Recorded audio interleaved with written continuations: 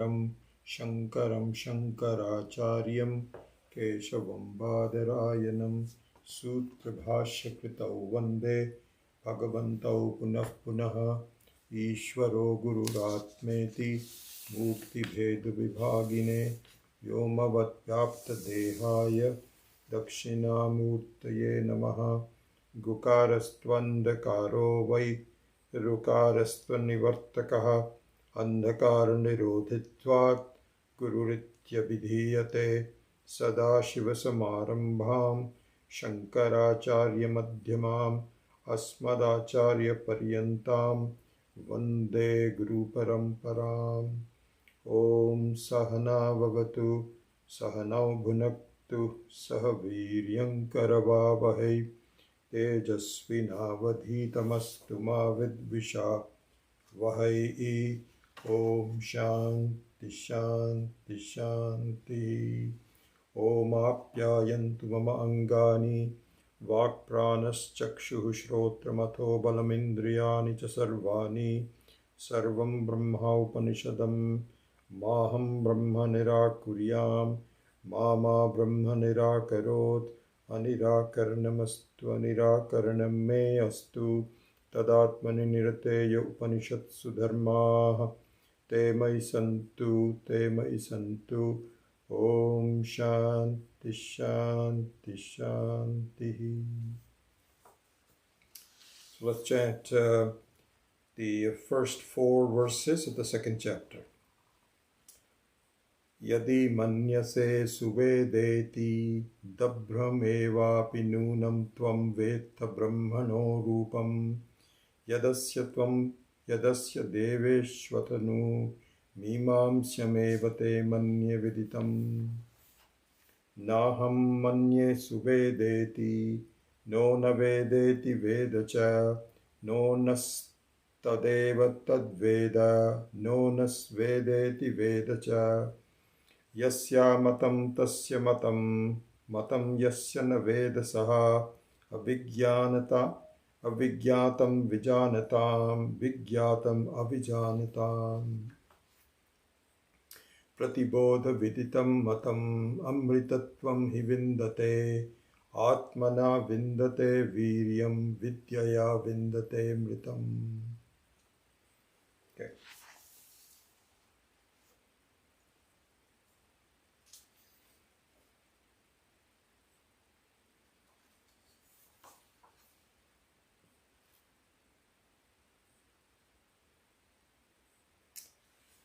This Shanti mantra for this Kena Upanishad is Apyayantu mama angani vakpranas chakshuhu shrotramato balamindriyani cha sarvani sarvam brahma upanishadam maham brahma nirakuryam mama brahma nirakarot.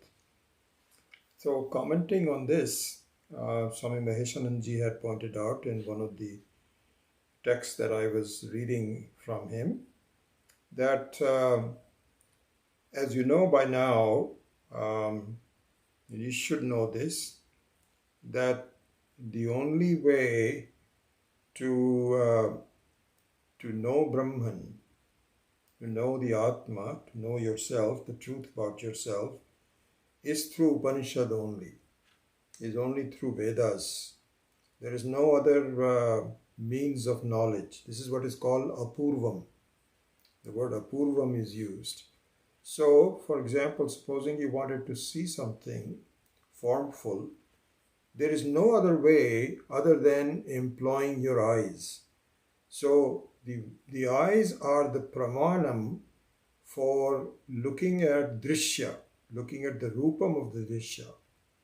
You cannot employ any other thing. You cannot say, oh no, my eyes are not working. But I think I can hear very well, so I want to see through my ears. Not possible.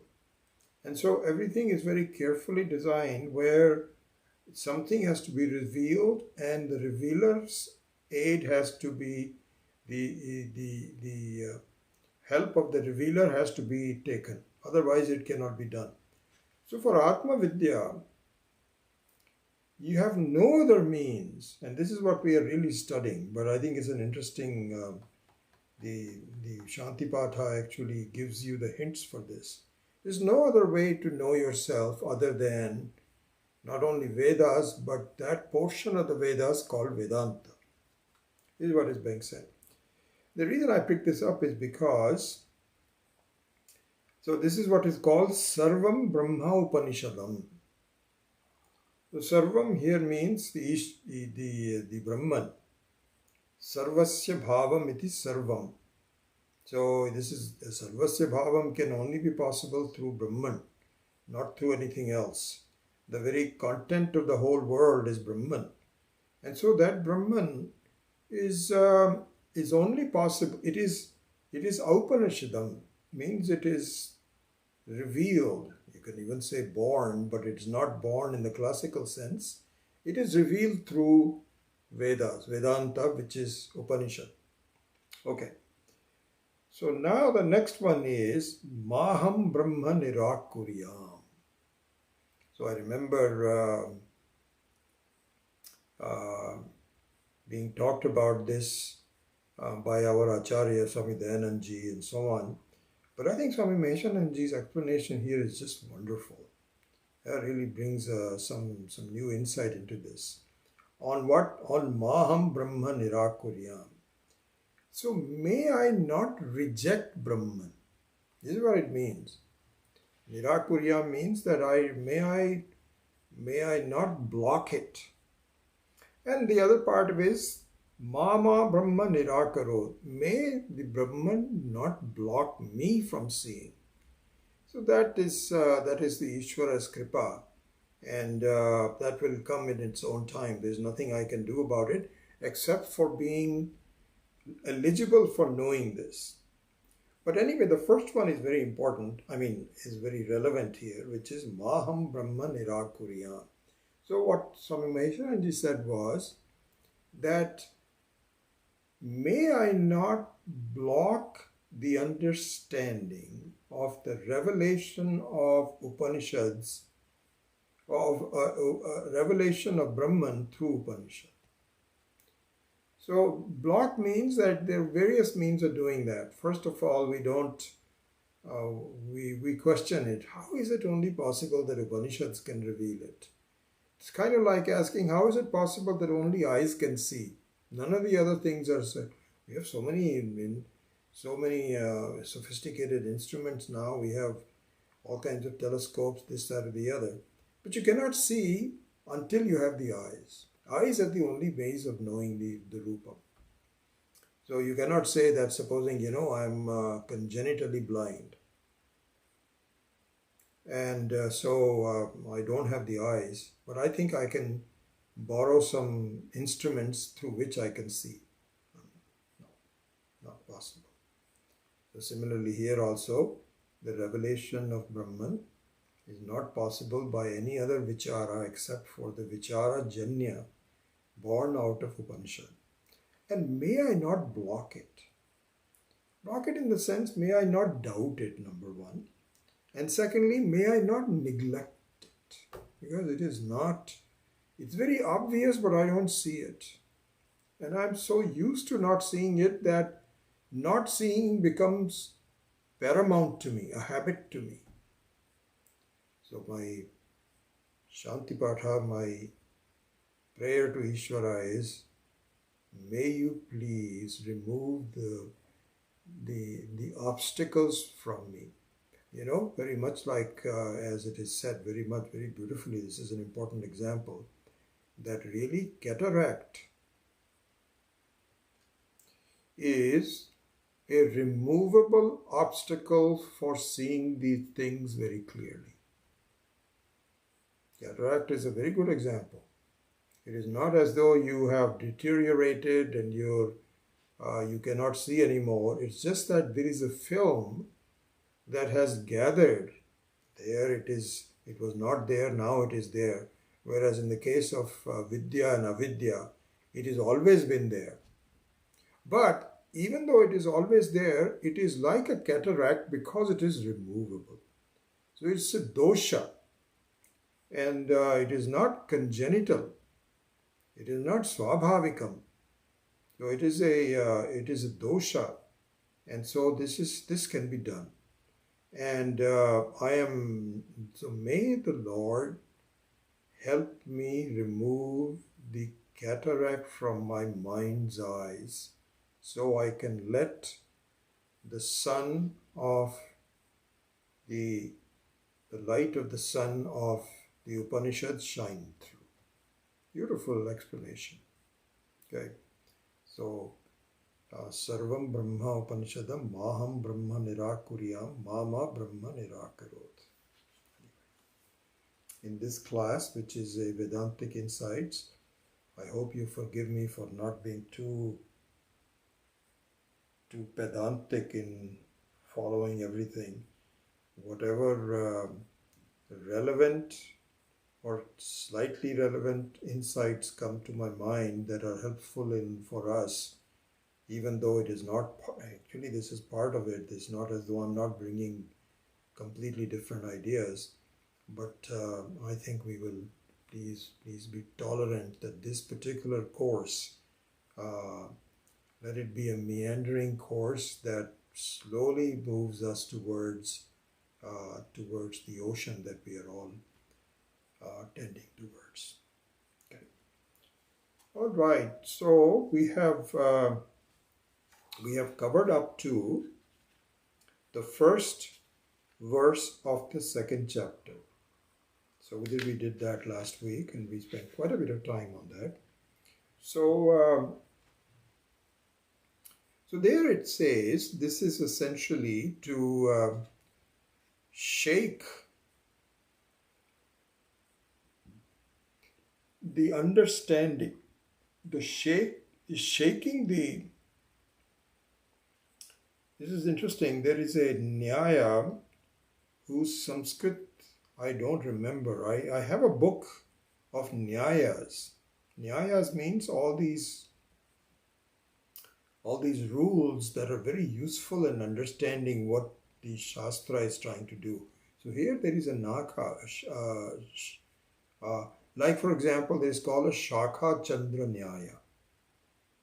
So the Shakha Chandra Nyaya you are very familiar with, which means that the Shakha of a tree, the branch of a tree, is useful in knowing Chandra, knowing the moon. Why? Because it actually is in proximity to the moon. Now, you cannot say that the tree is in proximity to the moon. The moon is so far away, the tree is right here. But the way I'm looking at the moon, it is going through the branches of the tree. And so if there is a new moon and I'm not able to see it very clearly, as soon as the dusk comes up, somebody would say, hey, look at this beautiful moon. And you say, where? I don't see. Supposing you're camping outside somewhere and the scene is full of trees. And all of a sudden somebody catches the glimpse of a new moon. Very subtle. Not a very lighted moon. Very subtle. And then somebody happens to catch it, and others are saying, where? I don't see it. And he says, okay, look at this. Do you see this tree on the left-hand side? And he says, yes. Okay. Go to the tree and look at the right branch at the very top. Can you follow that? Say, yes. The right branch ends with a small hole, and this is where the moon is. And then your eyes can follow this and say, oh, yes, thank you. This is called Shakha Chandra Nyaya. So there is a Nyaya. There is a Nyaya for that. And we utilize it in our case also. We'll do that some other time. That's not the example I wanted to give. The Nyaya that I want to give the example to, which is relevant for the beginning of the second chapter of Kena Upanishad, is a Nyaya whose Sanskrit I don't remember. Maybe I'll look it up and I'll mention it to you next time. But what it means is the Nyaya of a wooden post, or any post, metal for that matter, which is shaken up to see whether it is secure or not. This is what happens when you pour, supposing you want to put a post of some kind for something. And what you do is you dig up a big hole, you put the post in, and then you start to pour all the ingredients around it, some earth, and perhaps even some concrete, etc., around it. And then you look at that it is all straight, and you say, yeah, okay. And then you walk away. It's very possible that it may not be yet secure because the earth may actually give, and it may actually not be secure yet. So a good worker, what it would do is let the earth settle around it, or the concrete pieces, and then come back after 10 minutes and try to shake it. And the shaking is so that it's not as though you want to undo all the good work that has been done, but it is meaning a testing of the stability of the post. So also this second chapter begins with, this is what is said by Adi Shankara. And that means that so the first chapter was all Shravanam.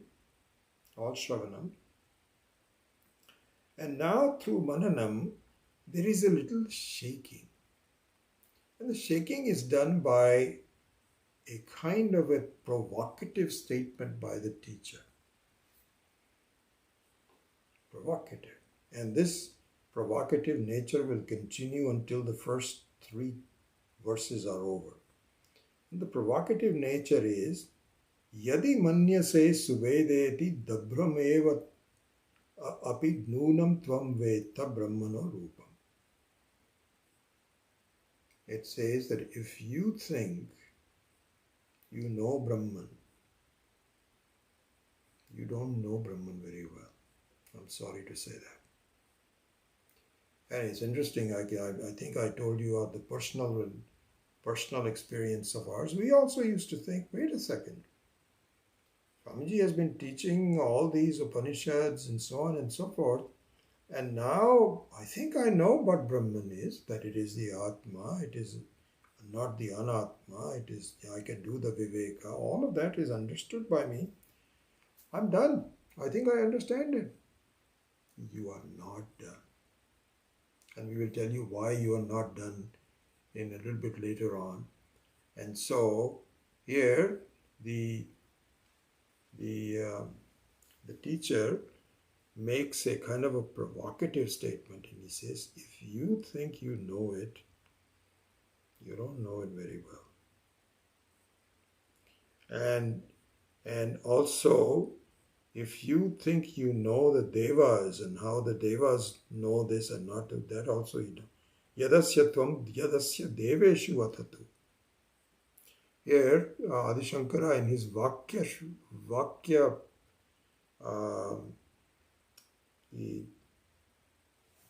what is it called? The Vakya Bhashya, sorry, that's the word. Vakya Bhashya. He also says that even those devatas that think like this also don't know. So the deva here can be used as in an accusative form, that if you think of the devatas also in this way, you don't know. Or the devatas is used as a karta, that if they also think this way, they don't know. So both ways it can be taken. Anyway, that's a separate point, which I didn't do last week. But anyway, this is the provocation. And the provocation is, and there was some dialogue as to how can you say that? I thought that this is what we are supposed to do. We are supposed to say that I know. He says, if you say that you don't know, I am just being polite. Chances are that you don't know. And, it's interesting. I don't know how it happened. I always think about these examples. I remember watching an interview with Deepak Chopra.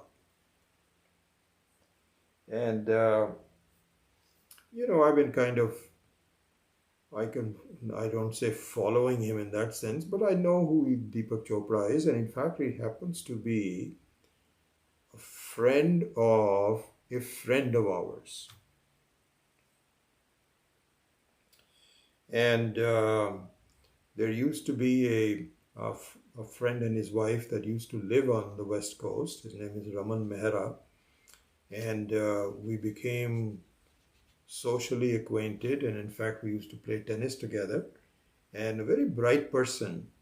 And he was in control theory and had a PhD. And then he went to Boston to form his own company, which he still has it, doing very well. He's just an absolutely brilliant person. So he is a friend of Deepak Chopra. So their wives are also friends. They are part of a close knit. And so I get a sort of like a second-hand news about Deepak and his wife. I don't remember his wife's name. Anyway, I see him in Channel 9 and all those days and so on. But, in studying Vedanta and so on, I didn't have a very high opinion of his understanding. And this was come to fruition about, 6, 7, 8 years ago, when I happen to catch, I don't look for him on the TV, but if the TV is on, my wife watching it, and sometimes she would say, "Oh, Deepak Chopra is on the TV." I said, "Oh, interesting." So he was visiting the Bay Area, and he was giving an interview to a local Indian TV station. There's only one or two of them. I don't remember which one it was. So this host of the TV station was saying, "Dr. Chopra, I'm so happy that you are here, and I'd like to ask you some questions." And Dr. Chopra was saying, "Okay, yeah, good." And then one of the questions was, "Dr. Chopra, what is consciousness? And how have you realized?" I don't know where this word "realize" came to her. She may not even have used this. But anyway, she was kind of praising him that you are a Mahapurusha. You are a Mahatma. And you must know all this and so on and so forth. And I raised my eyebrows and said, "Okay, that's interesting. What is he going to say about consciousness?" So he says, "Oh, consciousness. Well, you see, ordinary people have consciousness. But if you do a lot of yoga, and I'm just paraphrasing some of his words, so forgive me for it. But I'm sort of putting him down, and eventually you can tell that. Consciousness is, once you do all of this, there occurs a super consciousness. And that is what we are all striving for." So this host was saying, "Wow. So there is the ordinary consciousness, and then you have this super consciousness." So he was saying, "Yep, you got it." I was sitting there and saying, what a bunch of poppycock. So, and the reason I'm mentioning that is that in the beginning, when we also started studying Vedanta, these are real examples from my own life. I don't have to say any, because when I was studying all this, when these verses came up, I used to wonder, why is he asking him this? I don't understand this. Because why should anybody ask me? Because I know what Brahman is. I'll give you another episode that occurred. So there was a student whom I will not name. You may know him, so I don't want to really do that. And in the Piercy days, he was not a regular student, but he would come very regularly. He was a great devotee of Swami Chinmayananji, and continues to have satsang in this area and so on and so forth. He's of Spanish origin. I think he's Mexican. And wonderful guy. And so one time in the satsang, and this was in time period about halfway through the course. Not in the early part of the course, it was halfway through the course. Halfway through the course means we were there for like 2.5 years, so it was like a 12 to 15 months after we had been studying and so on and so forth. So there was a satsang. This gentleman, somehow the talk came that, and this gentleman was talking to Swamiji. Swamiji, the ordinary people who don't have access to this knowledge, I wonder about them. I find I'm so lucky, and that I have this understanding of Brahman. I know what Brahman is, and it's difficult for me to communicate with others. This is a normal statement. Even I might say that, and so on. So we were all listening to this dialogue between this gentleman and Swamiji. And I can tell you, because I know Swamiji's Swabhava, his nature, his name Dayananda was not given easily. He really deserves Daya. Very kind person, very forgiving person. Never raises his voice, and hardly ever raises his voice, and so on. But on this occasion, I find his mind was ruffled. His mind was ruffled not for himself, but for us. And I still remember an admonition to this student who was bringing that, Swamiji, the ordinary people don't know Brahman, and I'm very happy, and so on and so forth. Swamiji knew that this is a false pride. This is exactly what this situation is. It's a false pride. So he raised his voice a little bit. And he said, what are you saying? How great? What makes you so great? So this guy was taken aback, and the rest of us were also somewhat taken aback. He says, that doesn't mean anything. Everyone is the same. And he went through some things about that and so on and so forth. But that incident stuck in my mind, very similar to this Kena Upanishad, that we have this false idea that it's like declaring victory too soon, and not really understanding it, not the way it should be. Really speaking, it took a long period of vichara, of thinking. Just like, in fact, in this case also here, I can just finish this verse off. Mimamsyam eva. This needs to be thought over by you, my friend, a student.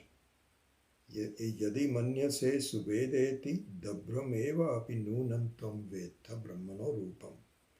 Yadasya tvam yadasya deveshu athanu mimamsyam eva. Mimamsyam eva means this needs a lot of vichara. Please do it. And he came back and closed the loop by saying, Manye viditam. I'm done. Now I think I know what you're talking about. So for me that took a long time. And it slowly occurred over a period. And it required it required a period where, just like you have expressed it also, many of you, not all of you, but some of you have expressed that there seems to be a difference between what is said here in the classes and what your life experiences are yourself. This is very common to us and very natural, and so we need to wonder, why is that the case? Why is there is a gap? That's what Mananam is all about, but that's easy to say, that's just a kind of Mananam, but what does it really mean? So this fact has been slowly getting clearer to me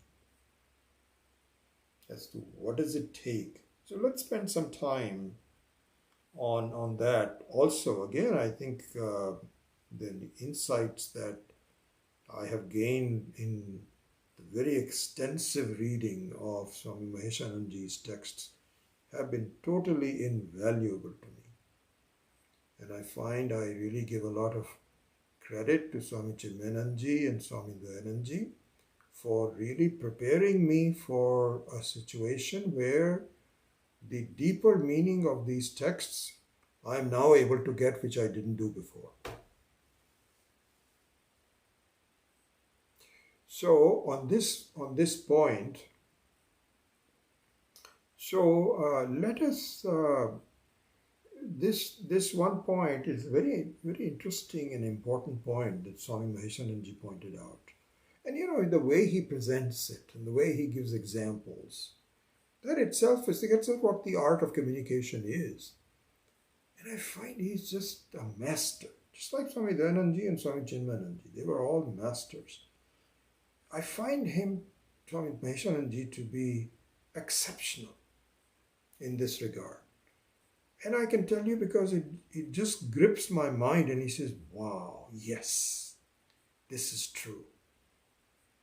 Anyway, so here's the example that Swami Maheshananji gave. So he made the point, very interesting point. He said, look,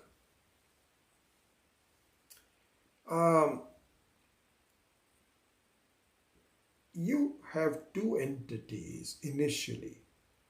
Initially, we all have two entities. This is what the teaching of Vedanta starts with. In the first revelation of the truth through Viveka and Vairagya, etc. The first thing is, this is what Drik Drishya Viveka does, that you need to look at this mixed up set of entities that you are experiencing and clearly divide into two parts initially. And then later on, the two become one. So in the beginning, one needs to be separated and then has to be reconstituted as nothing but one alone. Kevalasya bhavam kaivalyam means only one, which is a separate topic. Not a separate topic, but it's a separate text that we are doing on Saturday. So initially, there are two things. Okay, this is what I want to drive at. One is the Atma and the other one is the Anatma. You know this pretty well by now. And each have very different characteristics. Anatma is dependent, conditional. It is changing. It comes and goes.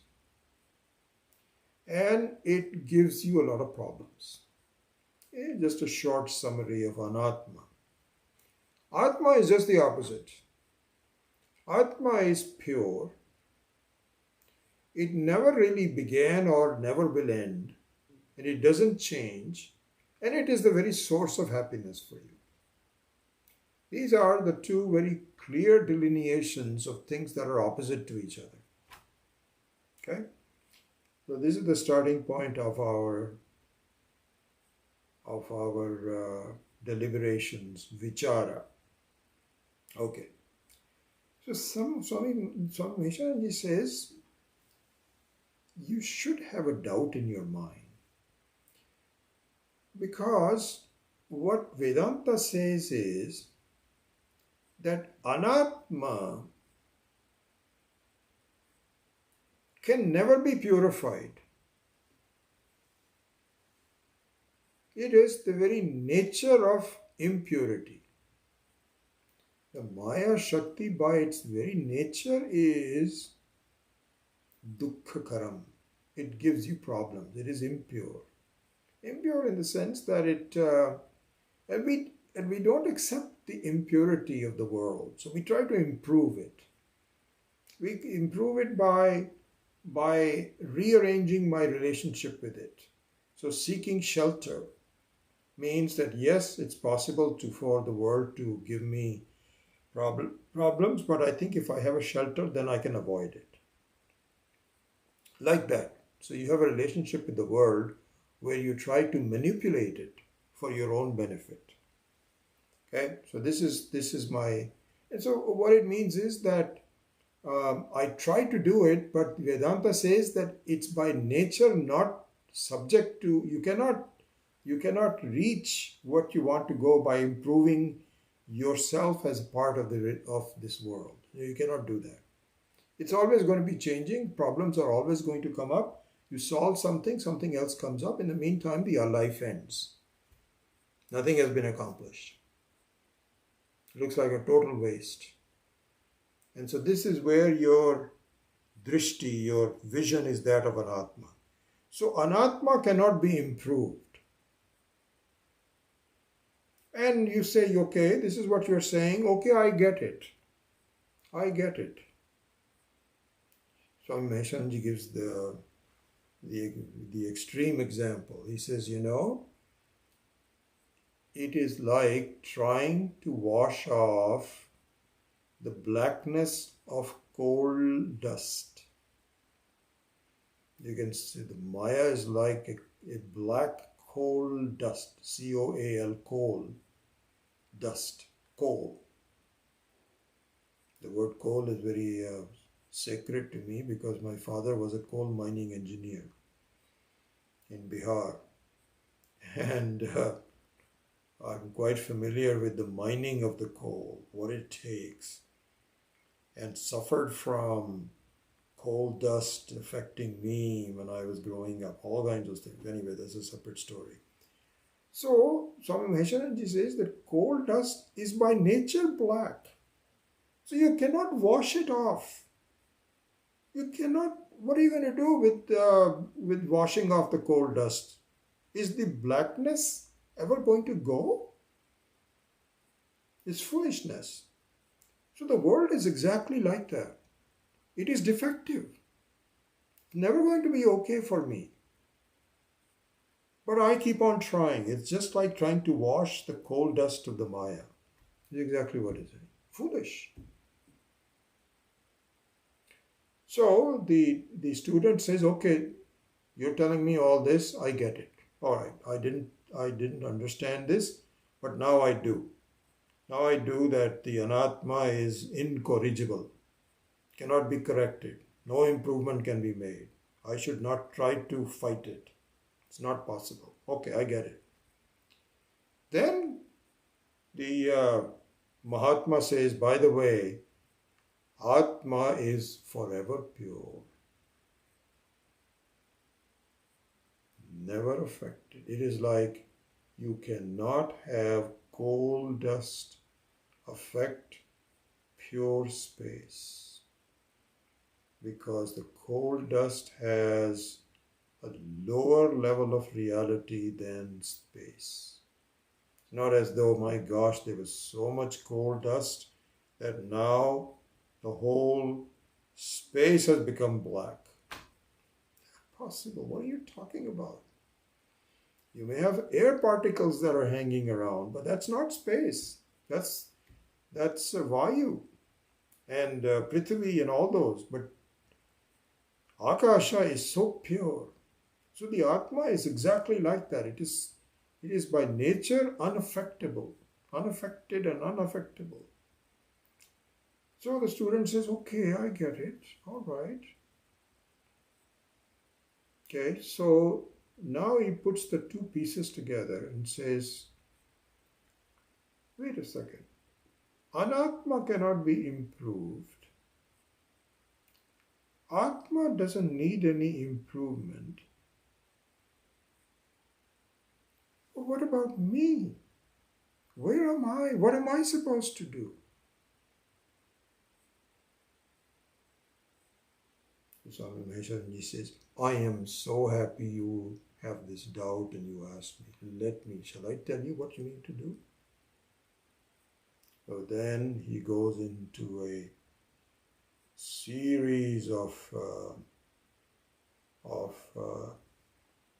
upadesha, of teaching and so on. So he says, you cannot, so here's what his starting point is. You cannot clean Anatma, as we have seen before. You don't need to clean the Atma, as we have seen before. Do you know what you need to do? You need to examine the perceived sangatihi, the mixing of the two. This is what you need to examine. You need to look at, this is what is called Hridaya Granthi. Hridaya Granthi. So elsewhere, as we have seen it, Hridaya Granthi means the knots of the heart. What do you mean by the knots of the heart? So here Hridaya Granthi means that there are two pieces of rope or string, you can say, string, that have gotten mixed up together into a knot. And the reason that you initially did that was so that each of the pieces by themselves could not function the way you wanted to function in life. So you need both. It's kind of like the appliance and the electricity. You see? So the appliance can do what the electricity by itself cannot do, which is it is a pure jnanam, pure knowledge. There's no applied knowledge to it. The applied knowledge comes from the appliance. And what the appliance cannot do, the electricity can do, which is the power. So making them together was a good idea. You designed it for that reason. So this is what is called Vyavaharika Sat. Our transactions in life are not possible unless there is some kind of a connection between Atma and Anatma. Now, however, there are problems with this connection. It was okay for a while, I was growing up, I was learning things and so on. But now my sense of dukkham, depression and so on, I don't like it. I don't like it. What I thought was going to function well, did function well for a while, but it's like an appliance which has gotten malfunctioning. And it's kind of heating up and making all kinds of noises and so on. And I don't like to be a malfunctioning appliance. What do I do? Swami Maheswaranji said, very happy you asked that question. You need to separate the two. Separate the two? How? What does it mean in practical terms in my life? Swami Maheswaranji says, are you listening? Okay. Here's what you need to do. You need to purify. So now leave aside this example of the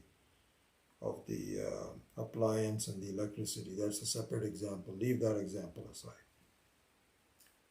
You need to... So, he gives a very clear instruction. He says, yes, you are right.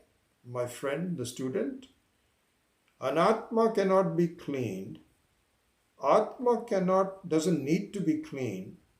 There is something that needs to be cleaned. And that is your personality and conduct in life.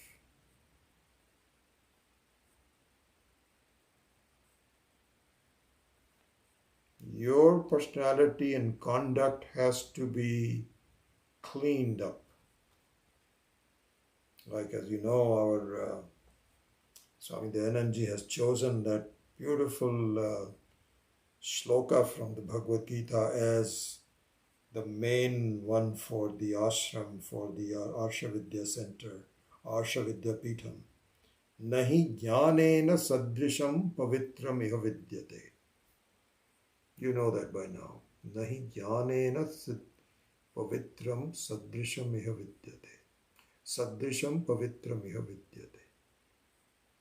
So it means there is no better purifying agent in your life than the knowledge of what's going on. So in that sense, one can say the sadhya, what is to be achieved, what is to be known, is what Gyeya means what is to be known, or what is sadhya means what is to be achieved, itself can become a sadhana. Gyeya and sadhya, the best sadhana means the means of understanding is a repeated understanding of what is to be, what is not, what is to be known. Anyway, that's a separate example. But going back to the example of Swami Maheshananji, says, fine, yeah, I understand. Anatma cannot be clean. Atma doesn't need to be clean. So what do I do? Here's what you do. You need to become cleaner in your body-mind complex. Cleaner in my body-mind complex? How? By soap or what? Jnanena sadrisham pavitram. So the pavitra karanam, the purifying of myself is a very major sadhana. But what it means is your conduct of life needs to become purer. How? How is it going to become purer? Swamiji says, good, let's look into that. What it means is that your conduct needs to be closer to the Atma than the Anatma. At all points of your fulcrum, your reference point, where you want to go, should be the Atma.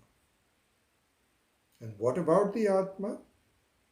All the qualities of the Atma, starting with Satyam. Okay? So, examine your conduct. So this is what purification of the conduct means. What is subject to be purified is your conduct, your personality. Because changing the Maya is not possible. Changing the Atma yourself is not needed. What is needed is for you to say, between these two, where are you? Where is my conduct? So take Satyam. Is your conduct truthful?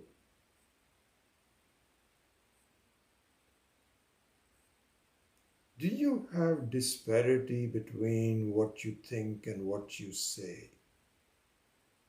And even more than that, what you think and what you do, what you say and what you do. Look at any disparities between them. Remove the disparities. Vaishnavanji has pointed out that Nirapeksha Satyam. Nirapeksha Satyam means absolute Satyam. Cannot be possible until you have Apekshita Satyam, Apekshika Satyam, Sapeksha Satyam, which is relative truth. If you don't have relative truth, forget about absolute truth.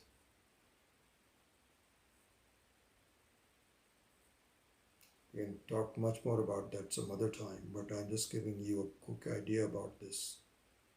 And it all stems from what is your understanding? Is it an understanding that yes, I am the Atma and I am no Brahman and this, that or the other. But where you are in your life is far from it. Even though you are the same, but you're not behaving like this. It's your behavior that really matters.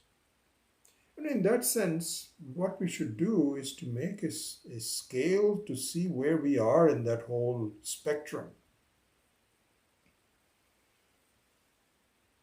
If you are a naturally simple person who does not even think about lying about anything, what you see is what you get. And you are comfortable with that. See, the problem is that for those of us that are not truthful, we are comfortable with being not truthful. We say, you know what, it doesn't really matter. I can do small things here and there. What will make any difference? What will people know? It's okay. Everybody else is doing it. Why can't I do it? We are uncomfortable with being asatyam. But once you become comfortable by living a simple, truthful life in your dealings with people, in dealings with yourself, then on this scale, you should see that you are a lot closer towards the Atma than to the Anatma. If on the other hand, you are comfortable by making shortcuts, and here you are studying Vedanta and those, that or the other, you're so far away from it. You're much closer to Anatma. Same thing with Jnana. If you're comfortable with just trivial things and reveling in them, what happens to Afghanistan today? What should have been done? This, that, or the other. These are easy things for us to see. And if your mind is really is just totally involved with obtuse things that have nothing to do with what your reality is, then you are over here. If on the other hand you feel that, Ishvara knows what it's doing. And it may be wrong what is happening, but this is how the things are. Let Ishvara run the world. And instead, what I need to do is to focus my attention on something that really matters for me.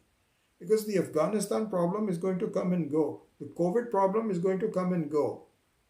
What will remain is you. Who are you? What is your knowledge about yourself? What is your understanding? Instead, this is exactly what we're going to do on the fourth. I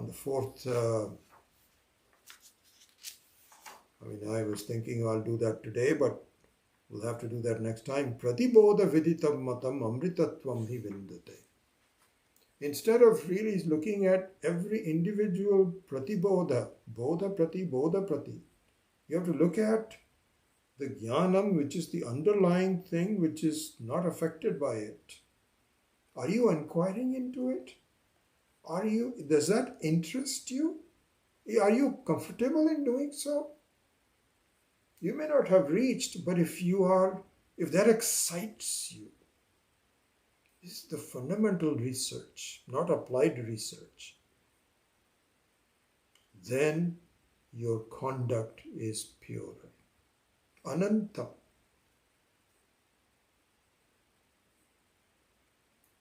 Ananta means that, am I just worried about my own limitations? I'm constantly thinking about what cannot be, what do I have to do? I don't have any confidence in the future. And I'm worried about losing my life eventually. Is that what you're involved in? Then you're involved on this scale of the Anatma. If on the other hand you are looking at what you really are and investigating it, you're excited by it, just like in the case of Jnanam, then you are Ananta. How is I am Ananta? So therefore, you can say that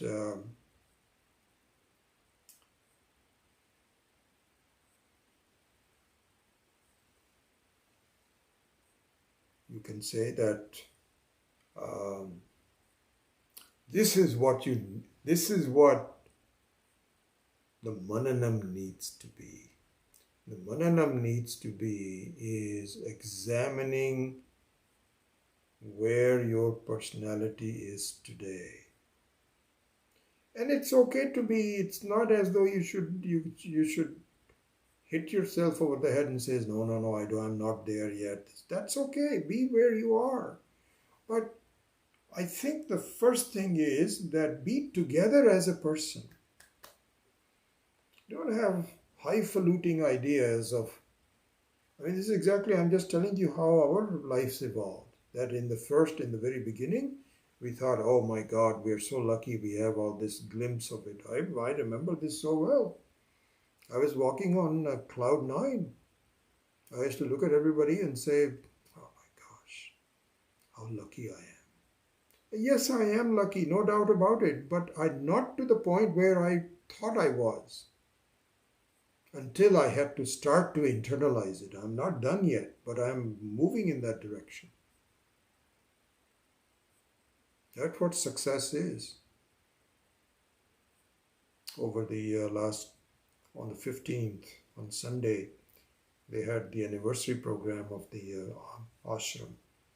And it was a beautiful ceremony where Swami Viditatmananda ji, Swami Tattvavidananda ji, and Swami Tadatmananda ji, and Swami Muktananda, who is also one of the acharyas, they all gave wonderful speeches. And in that, Swami Viditatmananda really pointed this out, relevant to this, what we are doing. And so he was going to focus his talk on success. What is success in life? And what should be the success in life that I should aspire for? Beautiful, very nice talk, very short, and to the point. And what he had said was that this is exactly what Arjuna was asking Shri Krishna in the Bhagavad Gita, where he says, Sthita Pragyasya ka bhasha. So Sthita Pragya is the example of a successful person in life. Because if in our life, what is a successful person? Who is a successful person? How do you define it? Is it a very famous scientist? Is it Bill Gates, one of the richest people? Is it the money?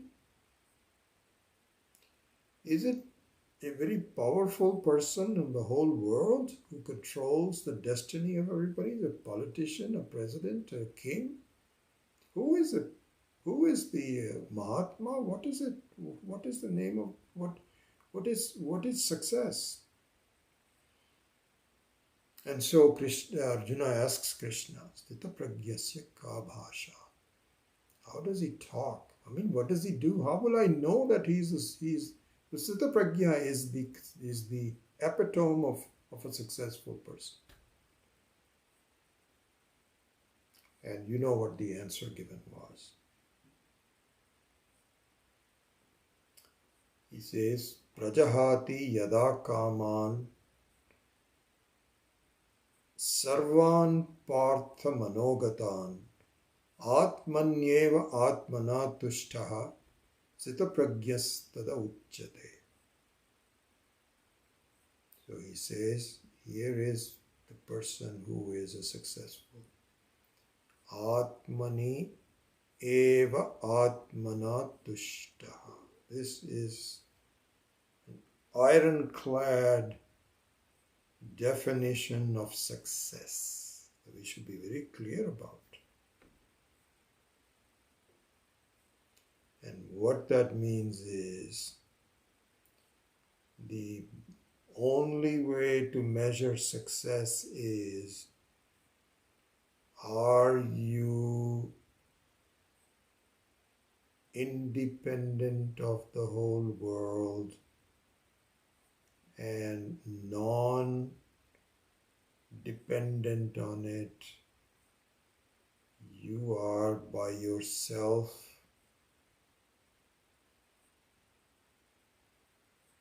Okay, complete. You don't need anything. You don't need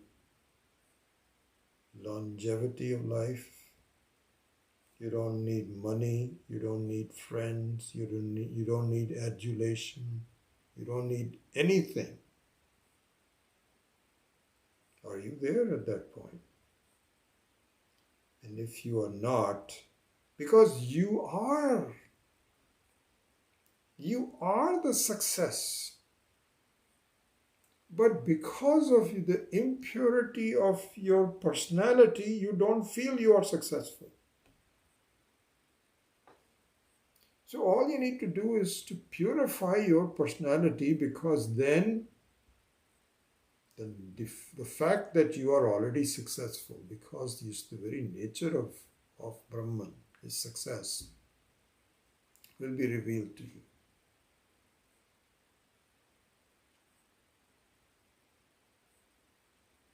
So that is what we need to do.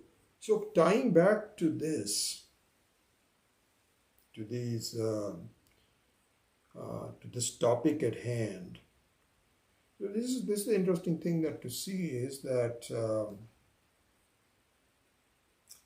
if you temporarily feel that you know Brahman, temporarily means if you prematurely, not temporarily, but because it's very possible that your mind says, wow, congratulations, you have achieved a lot in a very short amount of time.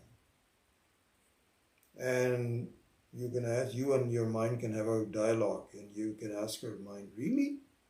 You think so? Your mind says, yep. See? You and I, we never used to have these kinds of wonderful feelings before. Isn't that right? So you say, yeah, that's right. Okay, so I think we have done it. That's all that we need to do. Wonderful. Congratulate yourself. Just be happy.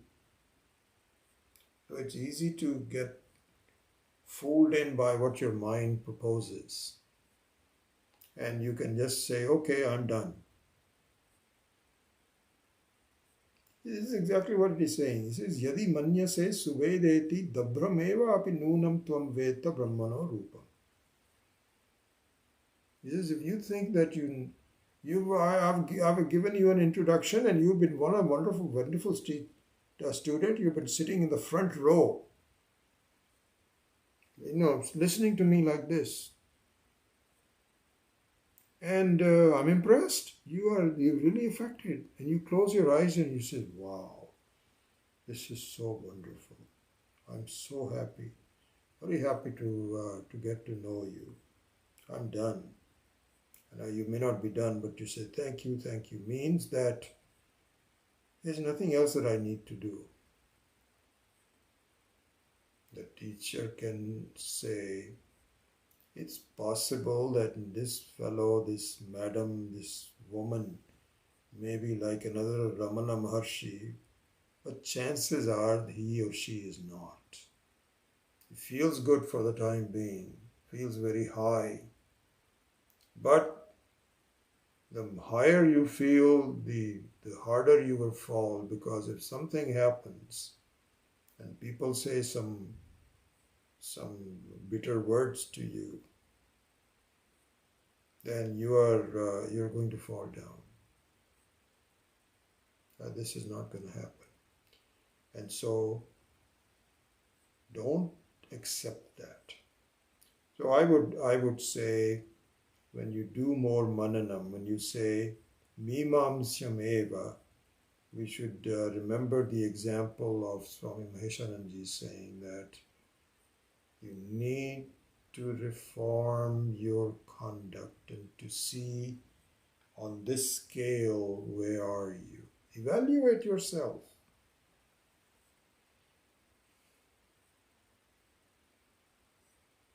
And if you have a feeling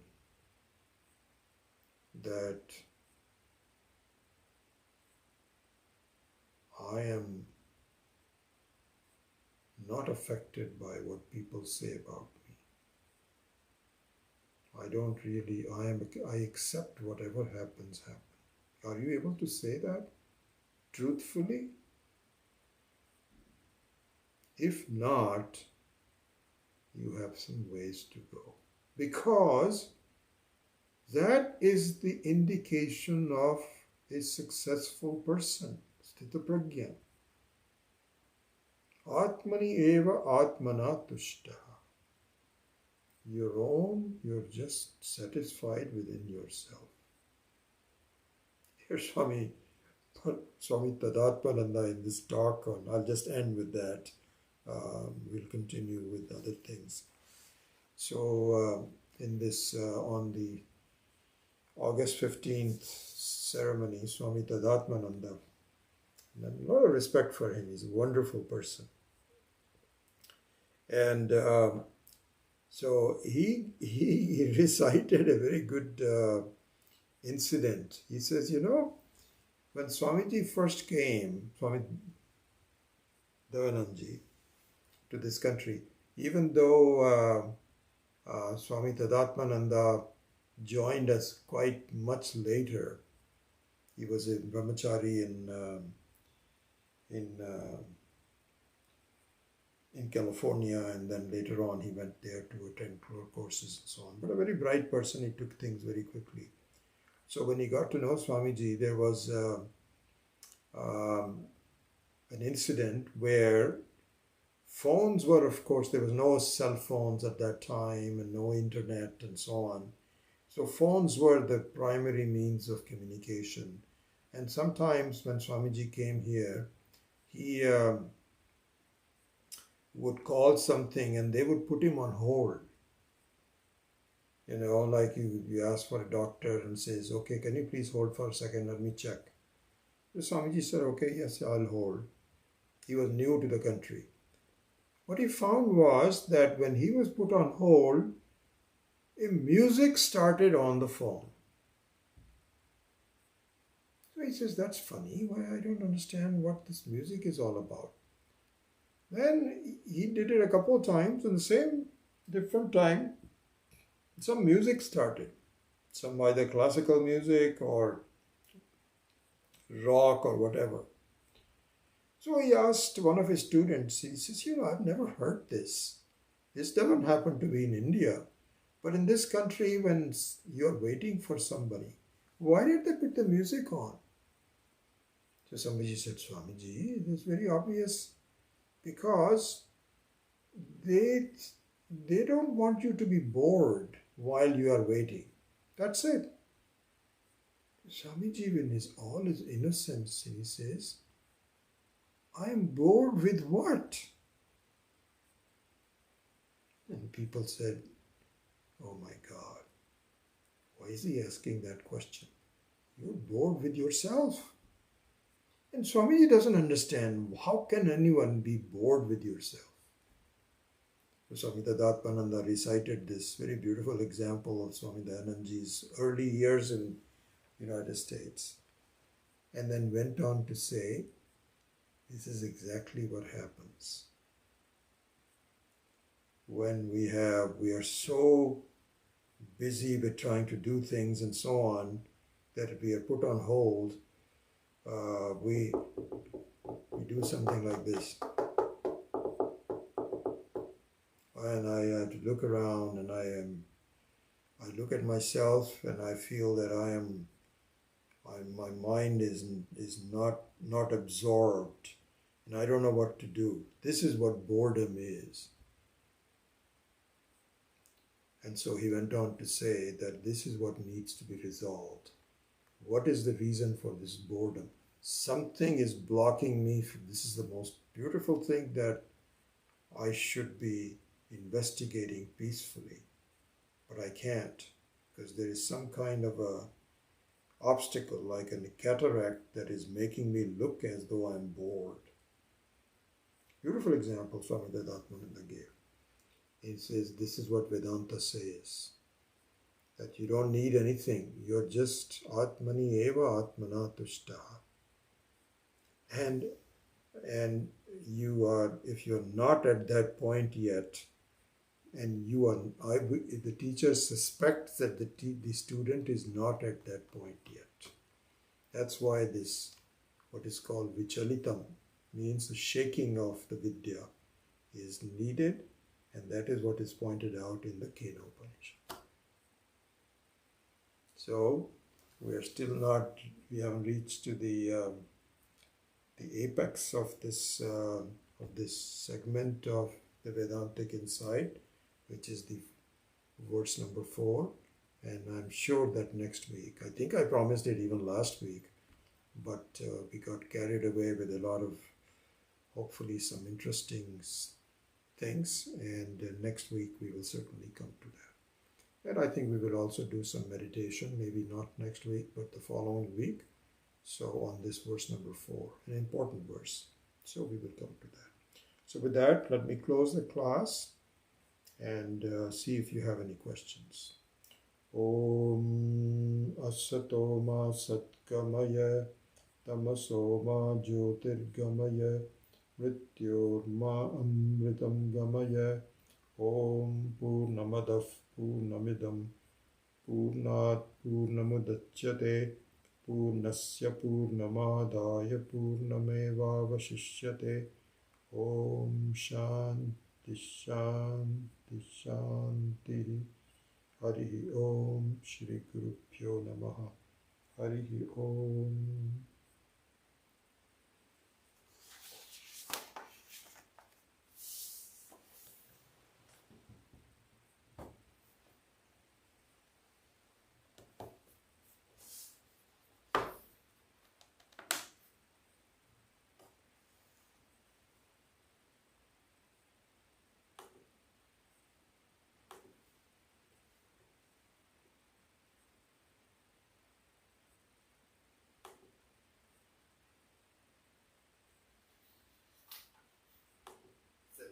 The student is not at the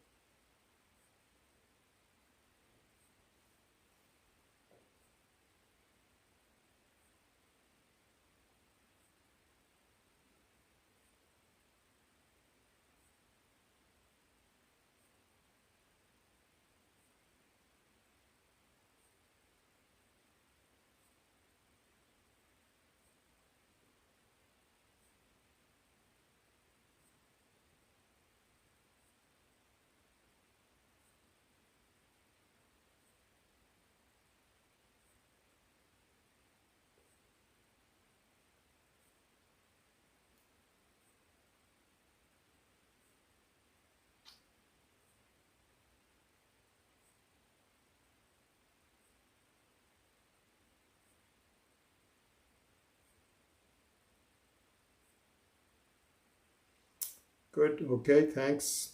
So Shanti Kumar, on these questions that you're raising, I'll give you a sort of a short answer now, and then we can expand that. So it's interesting that the Shruti seems to speak on in a conflicting way, because on one hand it says through the mind itself you should know, manasa eva anudrashtavyam. Another point Siddhi says the mind is not really used for understanding. So how can we reconcile these two viruddha vakya, opposite vakyas, understanding and so on? So it just means that this will be clarified next week when we go into verse number 4. That's kind of like where the central theme is, but I'll give it to you since you asked for it. So the mind is used, but not the way we are used to seeing things. So this is what is called Shakti Vritti. The Shakti Vritti is the direct perception of things as we see things, like tables, chairs, people, situations, and so on and so forth. And the Atma is, because the Shakti Vritti is only possible when you have something which is very specific in front of you. But Atma is not something specific in front of you, it is you from which all these specific things emanate. So how do I look at it through the mind? So there it is said is that it is possible to do. This is what we will actually examine in more detail. That the mind is used, no doubt, because the vichara and the thinking is crucial for understanding the Atma. And only the mind can do vichara and understanding. You cannot do it with your eyes. It has to be done through the mind. But instead of the Shakti Vritti, it's Lakshana Vritti. Akhanda Akara Vritti. And so that we will examine again. So the Shruti says, no, I'm very aware of the fact that I talk about that only through the mind you can see it. Another time we can say, no, the mind is useless. What needs to be understood is that the use of mind is not in the way you are used to using it. It has to be used in a different way. And in fact, one of them is neti iti upadesha. That really, and Swami Tattva Vedananda is very fond of saying that the highest understanding is an understanding of negation. I look at things as real, and what I need to understand through the mind is that the unreality of things. And how will I understand the unreality of the things? Until I'm able to distinguish between what is Satyam. This is what is called absolute Satyam, which is a Lakshana Vritti, versus what is relatively Satyam, which is called Shakti Vritti. So this relative truth is Shakti Vritti, and absolute truth is called Lakshana Vritti. But in both cases, Vrittis are used in that sense. Anyway, this is just a short answer and may not mean much because I have to build a certain background for it. And we will go over this in more detail in next week's class on the 4th verse of the 2nd chapter.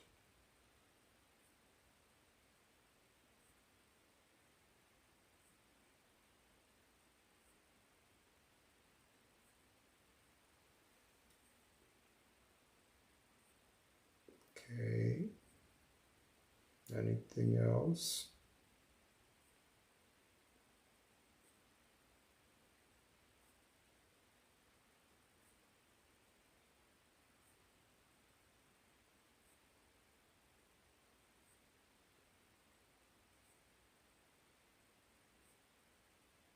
Good.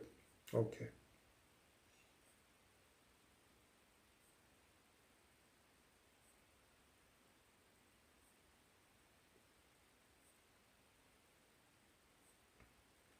Kamala Shankar, I see that you are there, and I'm working on this talk that you had asked me to give on Vasudhaiva Kutumbakam. So I should be ready to record it within the 1 week or so. I hope that's enough. If there is a particular time constraint that you're working with, let me know. But I should be able to do it in the next few days, within a week or so. Okay? All right. If there's no other questions, then I will sign off, and hopefully we'll see you next week. Om.